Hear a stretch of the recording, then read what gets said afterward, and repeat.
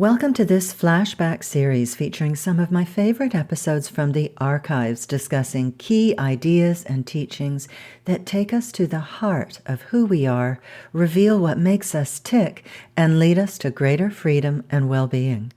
This week, we're discussing the biggest question since the awakening of mankind's intelligence.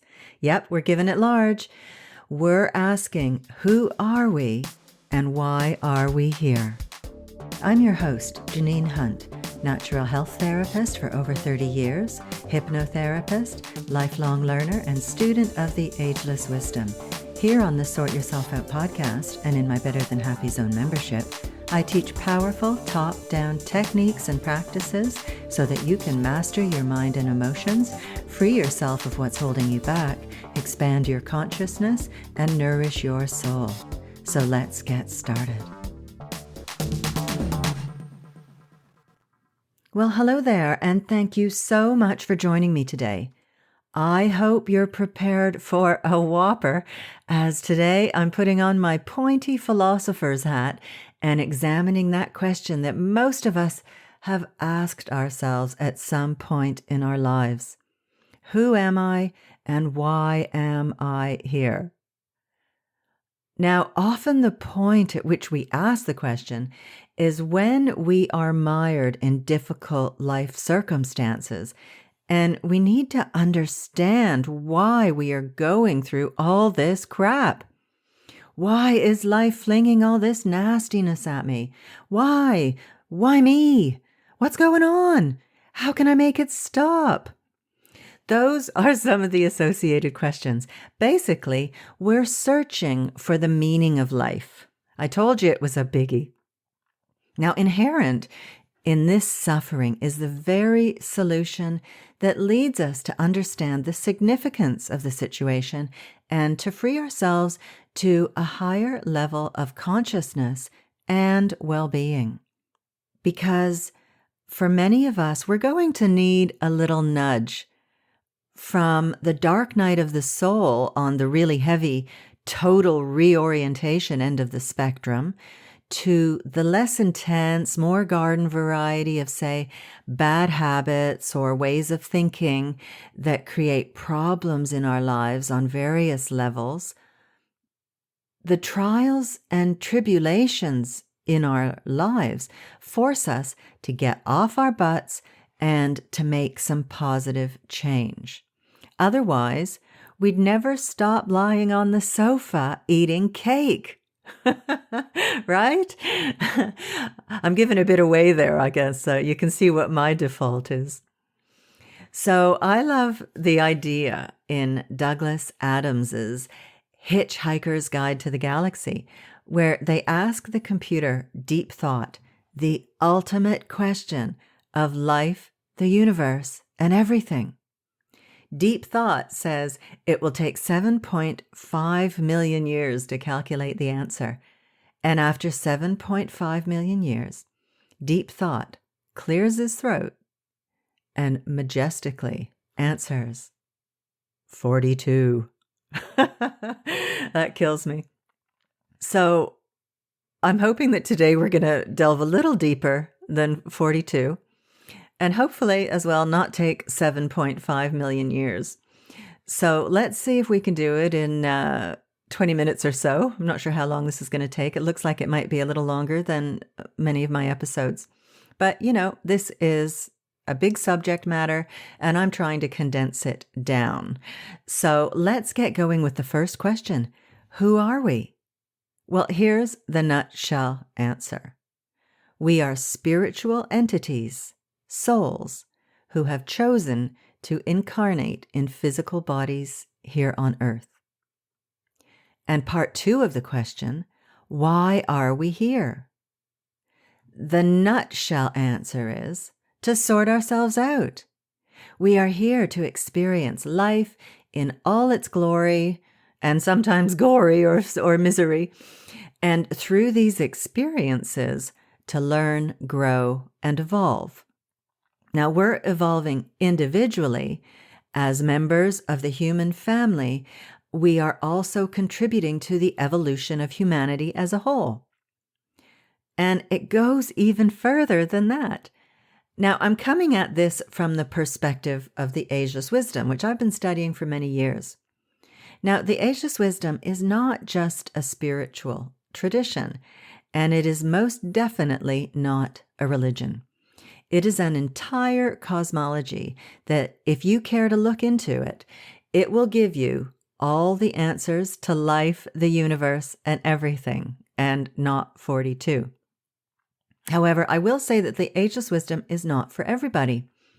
It's a very dense subject matter that is not at all easy to understand. Once you begin to be able to get into it, and it can require a lot of personal work to get to that point, it is, however, the most satisfying and profound work you are ever likely to contact if you're really looking for answers to big questions like, who am I and why am I here? When I first came across the Ageless Wisdom teachings in the books of Alice Bailey, I thought, hurrah, this stuff looks like it's going to give me some answers. 'Cause peeps, I was in need. I'd recently quit drinking and was really trying to sort myself out. And in dealing with the mess of my life and my mind, I was seeking answers to what life was all about. I was really looking for deeper meaning. I was reading voraciously, having gone from being an atheist to a reluctant spiritual seeker, but I was just not really finding any answers that I could have confidence in and that rang true for me. And then, whilst flicking through a book on art of all things at a friend's house, actually, I think it was a book on the art of Rudolf Steiner, so that makes a bit more sense. I came across a quotation that was to change my path forever and thankfully lead me to the answers I was seeking. The quote was by Helena Petrovna Blavatsky, and even her name gave me shivers and felt like a sort of mysterious recognition for me. And the quote, which sparked off a new understanding within me and left me utterly fascinated and yearning to know more, was this: matter is spirit at its lowest point of manifestation, and spirit is matter at its highest. And that just blew me away.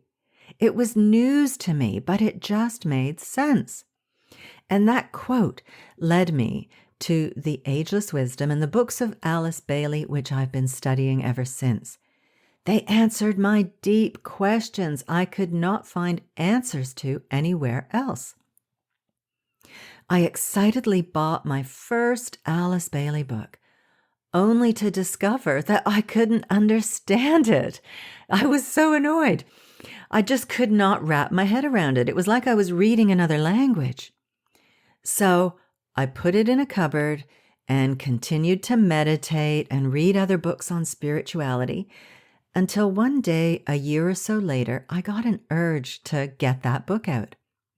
And this time I could understand it a little bit, like just. I'm telling you all this as I want you to understand that I am trying to digest here in this brief podcast episode a philosophy and history of human existence and a cosmology that tells the story of our solar system right down to subatomic particles.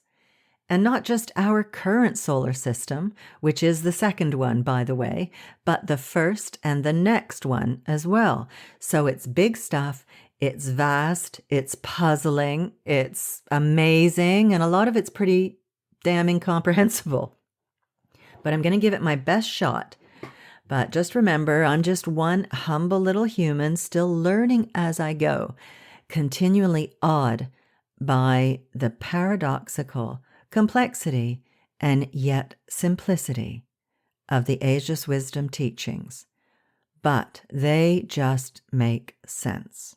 So that said, here goes.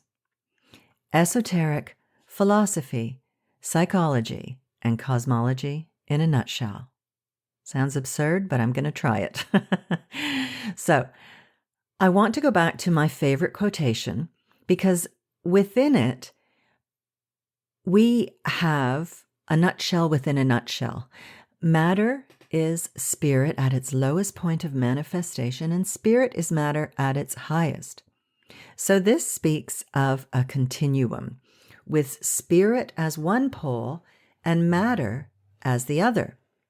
Throughout the history of our world, spirit has been descending into matter. Life has been descending into form. This is a process known as involution, in which spirit is becoming more involved in matter. You may have heard of the earlier races of humanity, such as the Lemurian race or the Atlantean race, or the Aryan race, which is our present race of humanity. And a little digression here for those out there who are thinking, Aryan, oh my God, that's what Hitler was on about. Well, let me address that by saying that Hitler came across the word Aryan somewhere and polluted it as he used it for his deranged and evil purposes. And that, incidentally, is why the Ageless Wisdom is known as esoteric or occult, because it describes laws and principles that are dangerous in the hands of the wrong people. Traditionally, these teachings were handed down verbally and only to trusted aspirants who had reached a certain level of consciousness where they could be trusted with the information and not to take what they had learned and use it for evil purposes. And this is also why service is a necessary requirement on the spiritual path. These laws, principles, and practices that the Ageless Wisdom teaches are themselves neutral, but they can be used for good or for evil. So having an approach of service to humanity or service for the good of the whole is a necessary aspect. So in the late 1800s and the first half of the 1900s, this material appeared in books for the first time and was publicly available to the masses. Normally, you would not even be drawn to it unless you are ready. You know that saying that when the student is ready, the master appears? Well, that would generally be the case. And as in my experience, you wouldn't even understand it if you stumbled across it before you were ready. So I don't know where Hitler happened across the term Aryan, but he took something that was essentially sacred and made it profane. This is where the biblical phrase comes in to not cast pearls before swine, because unready people who do not understand it are still capable of contacting and running with information, bastardizing it, and dumbing it down to their own level in the process. Okay, back to our continuum with its poles of spirit and matter. Across the millennia, spirit has been descending into matter, and as it does so, developing different qualities and characteristics. The human kingdom is currently at its deepest point of involution into matter, our deepest point of materialization.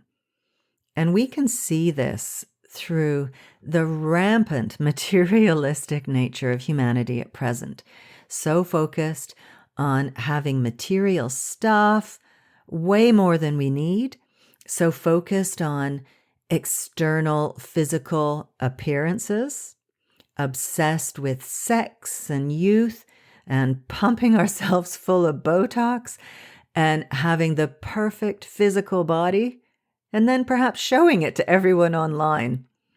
So this is such a minefield for humanity, and I can only be grateful that that opportunity did not exist when I was young and fit and vain and extremely likely to get up to some very stupid shit. So thank God the internet did not exist then, because I would probably have been like, my life would have been ruined by the stupid shit I would have got up to. So In this sense about humanity being at its deepest sense of materialization, there's some good news because the only way is up. And because humanity has reached this deepest stage of involution, we are now ready for the evolutionary arc, where we get on what is known as the path of return, and the consciousness begins moving back up the continuum, spiritualizing matter. As we experience life on Earth, we are learning and growing from our experiences. We're raising our awareness and expanding our consciousness. We're doing this individually through our incarnations, but also collectively across millions of years as parts of a greater life, as parts of the entity that is ensouling the planet Earth. So we are literally imbuing the matter of the planet, which not coincidentally forms our physical bodies, with ever higher frequencies of light or spirit or energy. And this is why spiritual growth is called enlightenment. Now, most of us tend to think that we are our bodies, but they are the vehicles through which the soul experiences and expresses itself in the world. In fact, we really have three bodies. We have the dense physical body, the arms, legs, head, etc. Plus, there is the etheric body, which is the subtle energy body that lies behind the physical body and provides the blueprint for the physical body. We also have an emotional body and a mental body, and these are energetic in nature, and they condition and flow through the etheric body to have an effect on our physical body. So these three bodies are known as the personality in the Ageless Wisdom. And this is not the personality as in, oh, she's so witty and funny, or he's the quiet and introverted type. But the three bodies that make up our vehicles of expression for the indwelling spirit, the soul, so it can experience and express itself in the world. As we evolve, we begin to identify less and less with the body and its five senses. We move away from being emotionally polarized, which is pretty much the standard state of much of humanity until higher work begins. And then we start to become mentally polarized. And usually there will be a lot of personal growth involved as this shift proceeds. It can be a really intense period of sorting yourself out and getting rid of your hang-ups and learning to master your emotions, your mind, and your thoughts. Now, we learn via crises, and then we move on to face the next lesson with the higher state of consciousness that has got us through the crisis alive and integrated the lessons within it. Fun, fun, fun. This is how we adapt in ever greater measure to living as a soul in form in a body. It's how we become better adapted lifetime by lifetime to dealing with life on Earth. This progress always involves an opening of the mind and the heart, as a major part of sorting yourself out means facing the glamours and illusions that are operating within you and mindfully peeling them away. What are glamours, you ask? Well, glamours are distorted ideas we hold on an emotional level, just as illusions are distorted ideas and perceptions on a mental level, and Maya is distortion on the physical level. So we have to be open to the self-inquiry and the work involved to purify our bodies of these distortions. And if you're on the path of doing this, you know It is continuous, non-stop effort because old, fixed, conditioned habits, physical, emotional, and mental, die hard. Thanks, God. You may have heard me speak about the top-down approach to improving your well-being in other episodes. Well, I'd like to be able to claim that idea, the top-down idea, but I didn't make that up myself. It happens to be the way that we evolve as individuals. So on an individual level, we need to stop identifying so much with our emotional nature and feeding our desires. You may have noticed that those kinds of things we do to make ourselves feel better either backfire, as for example, we dig ourselves into a financial hole by purchasing just one more pair of shoes, and also the fleeting nature of the high you get from such pursuits. That's just one example, but it applies in so many ways. So what we need to do is to become aware when our emotional nature is running the show and actually choose to transcend it by bringing it under the dominion of our mental nature. We can then become the detached observer of our emotions and desires and then no longer be ruled by them. So this is the top-down approach. And as we get better and more proficient at this, we gradually and steadily clear away the fog and miasma of misguided ideas and opinions and conflicts that form our emotional makeup. And this cleansing and restoring of right thinking to our personality leads to the integration of the personality vehicles, so they are working together as one unit. And when this happens, we are in a position to make greater contact with the soul. We have a clearer channel to receive the impulses from the soul. Now, it's not all as cut and dried as I'm probably making it sound. There's a lot of overlap in the stages in the process of integration. But the upshot is ever clear away the crap and you make the space for higher energies to come through. Your threefold personality, physical, emotional, mental, becomes an instrument for the soul to use. And this is when we get into the really good stuff, because with your emotional stability, mental polarization, and alignment with the soul, you begin to understand and manifest your soul's purpose for this incarnation. Because before you were born, your soul had an agenda of what it wanted to cultivate, develop, and continue to learn. And this is always in agreement with other souls, usually important family members and friends with whom you are incarnating, so that you can work out your individual and your group karma together. Whew, my brain hurts. Okay, so here's a really interesting thing. As we step on to this path of spiritual aspiration, we are literally building into our bodies atoms that operate at a higher order of existence. Here's a quotation from Esoteric Psychology, Volume 1 by Alice Bailey that explains this phenomenon.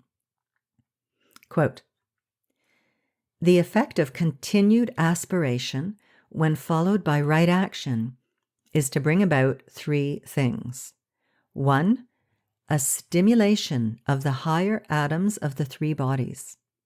2, the discarding, as a result of this stimulation, of those atomic substances which, when present, occultly hold the aspirant down to earth.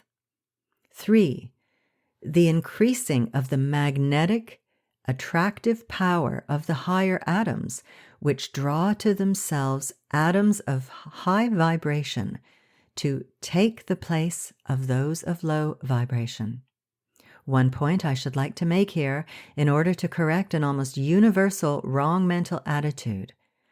Right atoms of high vibration are attracted into a man's body or bodies by the power of the united attraction of the atoms already present, and not primarily by the will of the soul, except insofar as that will acts upon the high-grade atoms already present and responsive. Aspiration is an activity of an occult and scientific nature and is instinctual in substance itself. Unquote. Wow. Now, this is something we see a lot of in the Ageless Wisdom teachings, that the methods and practices are considered to be scientific. And this is different from the current, or should we say old, ways of religion, in which we meekly and blindly obey the word of some preacher or priest who has been placed in authority over us. In esoteric philosophy, we take responsibility for our own evolution. You're in the driver's seat. And it's called scientific, as via the esoteric teachings, you are asked to keep an open mind and to hold the idea that what is being taught might be good and valuable and true, and then to put it to the test in your life. And this takes dedication and discipline, but certainly not blind faith. And I love that. This aspect really spoke to me when I first discovered the Ageless Wisdom, as the blind faith aspect of organized religion was something I just could not stomach. And honestly, it would have prohibited me from getting onto the spiritual path if there were no other alternatives. So we put the practices and principles to the test in our own lives and learn for ourselves the verity and usefulness and value of what is being taught. This is wisdom gained through practical study and application, not knowledge accepted in blind faith. In the mature spirituality, you're wearing the trousers. Yay! It's all in your hands. So that is a nice place to wrap it up for today. Gonna go give my brain a rest.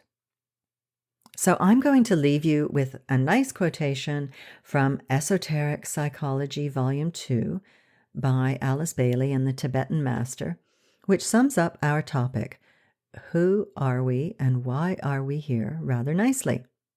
Here goes. Spiritual aspirants are those who are awakened to the purpose of experience and who are consequently bringing to every event an intelligent power to extract from the happenings to which they are subjected some gain to the life of the soul. They have learnt to regard the environment in which they find themselves as the place of purification and the field of their planned service. Nice. Okay, so if you'd like to get started today on moving forward your own integration and alignment with your soul, I suggest you download my quick start guide to doable meditation, as meditation is the main way you can make that happen.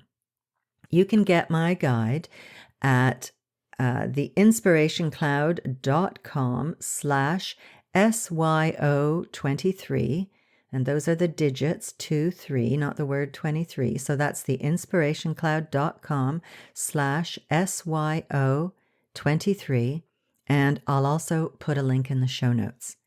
Seriously, meditation is the way.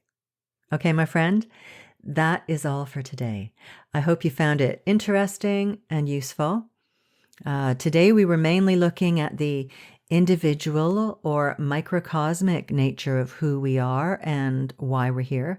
But next week I'm carrying on this discussion in part 2 when we'll be looking at the bigger macrocosmic picture of life, the universe, and everything. Take care, my friend. Thank you so much for listening, and I'll see you next week. Bye-bye. Thanks so much for listening and for sharing this podcast and for subscribing and leaving me a lovely 5-star review on iTunes. Those things really help to get the podcast out there so that it can serve more people. If you have any questions or would like me to address a certain topic, I'd love to hear from you. You can email me at info@theinspirationcloud.com. Thanks again, and I'll see you next week.